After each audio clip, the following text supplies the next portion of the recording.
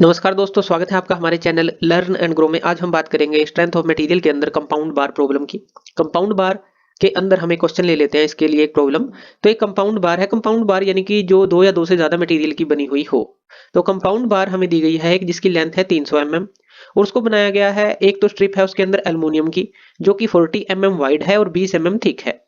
और दूसरी स्ट्रिप है उसके अंदर कास्ट आयरन की जो कि 40 mm वाइड है और 15 mm थिक है। उनको रिजिडली ज्वाइन कर दिया गया है एट द एंड्स।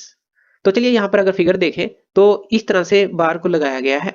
अब इसके अंदर एक जो है हमारे पास एल्युमिनियम की है, एक एल्युमिनियम की लिख लेते हैं, और दूसरी जो है हमारे पास कास्ट आयरन की है। तो एक एल्युमिनियम और दूसरा कास्ट आयरन। इनकी जो लेंथ है वो 300 mm दी गई है, दोनों की लेंथ सेम दी गई है। तो यहाँ पर लिख लेते हैं जो लेंथ है इनकी ये हो गई 300 mm।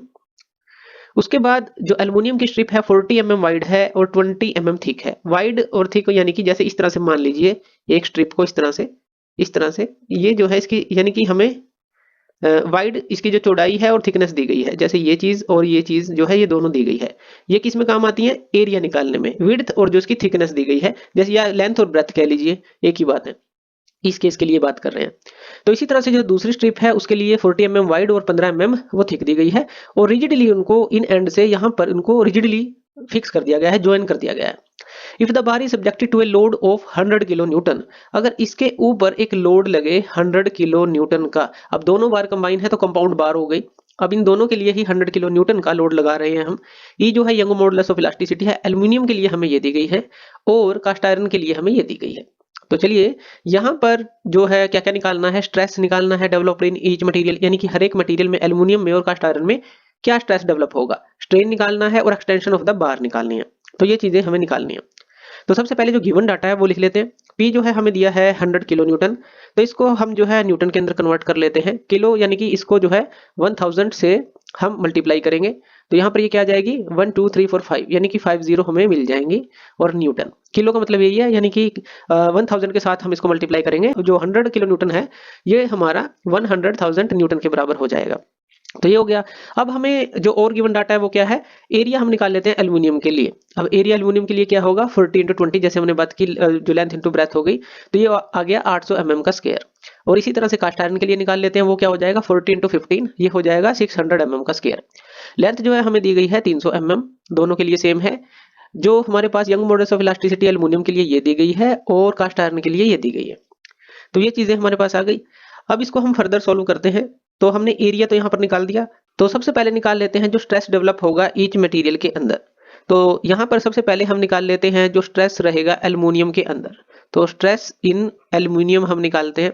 तो जो स्ट्रेस का फॉर्मूला है वो क्या रहेगा सिग्मा ए एल, यानी कि एल्युमिनियम के लिए ले रहे हैं और ये होगा पी बाई ए। अब यहाँ पर पी की वैल्यू है हमारे पास, तो यहाँ पर ये ले लेते हैं। तो ये है हमारे पास पी की वैल्यू।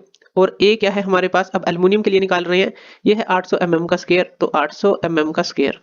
तो जब हम इसको डिवाइड करेंगे कैलकुलेटर के थ्रू, आप इसको डिवाइड कर सकते हैं। और जब ये आएगा तो ऊपर न्यूटन रह गया, जो यूनिट की बात करें नीचे mm स्क्वायर है। तो ये आ जाएगा हमारे पास 125 न्यूटन पर mm का स्क्वायर।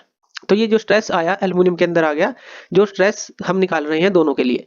अब दूसरा जो है वो हम निकालते हैं जो स्ट्रेस है किसके केस में, जो कास्ट आयरन है उसके लिए। तो यहाँ पर ये सिग्मा क्या हो जाएगा, यानी कि जो स्ट्रेस है P बाई ए। अब P जो है सेम है दोनों के लिए।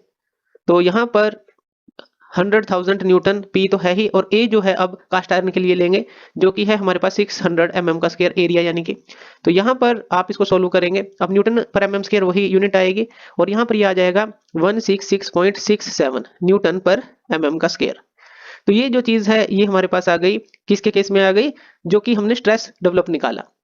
अब हम निकालेंगे जो स्ट्रेन है। तो यहाँ है, आप इसको नोट कर लीजिए। तो अब हम निकालते हैं जो स्ट्रेन है।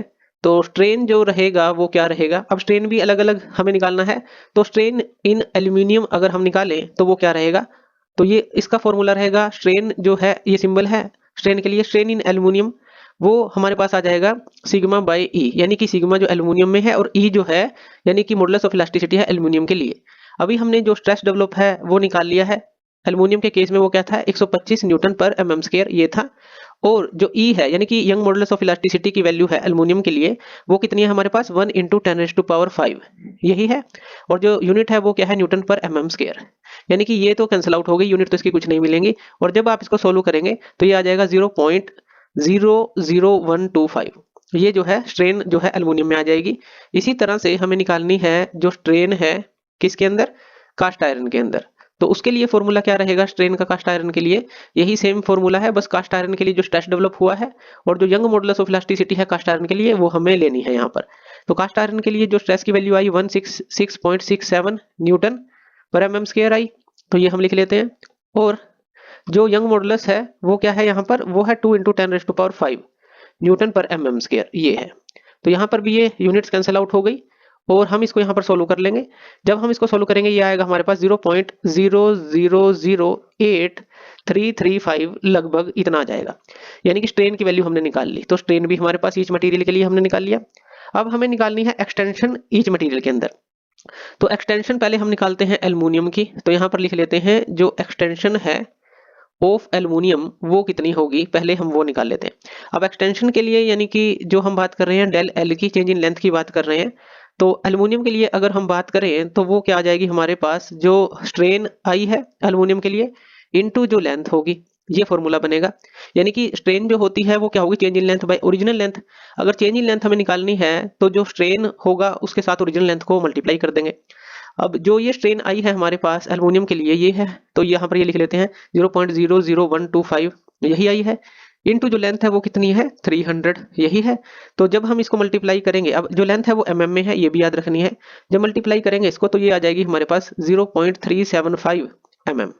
तो ये क्या आ गई एक्सटेंशन एल्युमिनियम में। इसी तरह से जो एक्सटेंशन है किसके लिए निकालेंगे, अब हम एक्सटेंशन ऑफ जो कास्ट आयरन है उसके लिए निकालेंगे। तो यानी कि जो चेंज इन लेंथ आएगी कास्ट आयरन के लिए वो स्ट्रेन जो प्रोड्यूस हुई है कास्ट आयरन में और जो ओरिजिनल लेंथ है, स्ट्रेन हमने ये निकाली है, यानी कि ये आई है 0.0008335 के लगभग, इनटू जो लेंथ है ओरिजिनल वो 300 है।